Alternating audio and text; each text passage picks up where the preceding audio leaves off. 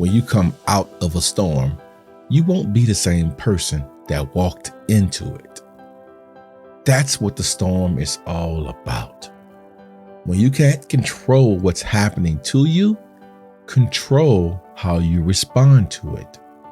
That's where your power is. Use your power to embrace the process. You ask, what process? The HTM process.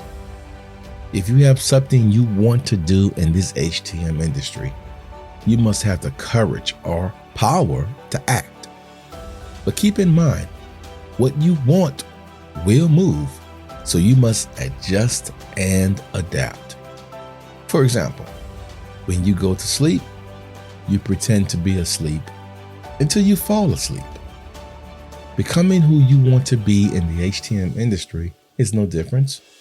When you decide who you want to be, like in February 2023, you must realize that's who you were. For you to become who you want to be, tap into your power and start behaving like you already that person. And then you will materialize into that person. If you may encounter some failures, like separation from a job, you were demoted from a position, you was not chosen for the job you wanted, did not get the approval for a training you requested, or maybe you have some personal issues, you're going through a divorce, or health issues. This hardship will either be the reason you don't make it, or it will be the story you tell when you do make it. Your inner will or power gives you that choice. You will be mad too, and you have been in that position for the last 10 years, and you are wondering why you are not being provided an opportunity to grow. You have the talent, skill set, and ability to succeed, but do you have the guts to fail? You work on IV pumps, vital sign monitors, hospital beds, etc.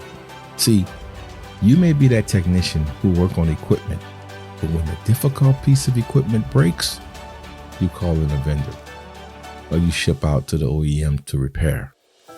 I'm not disrespecting any third-party vendor or OEMs, but as an HTM professional, you have to believe you are just as capable of repairing that same equipment.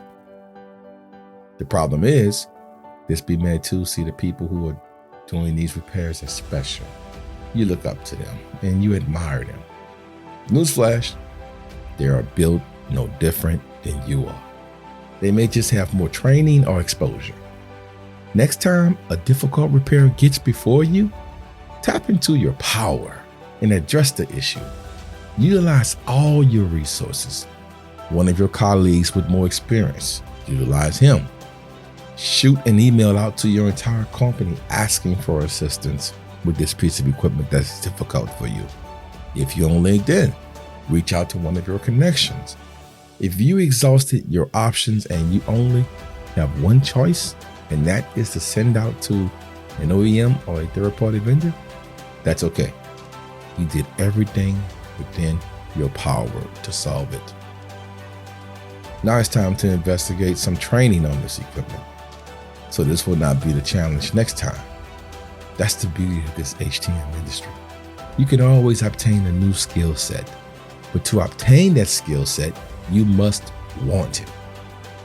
Nobody will just walk into the biomed shop and start passing out skill sets. Here's a skill set for you. Here's a skill set for you. You have to want that skill set. And the only way you can take care of that want for that skill set is to use your power or will.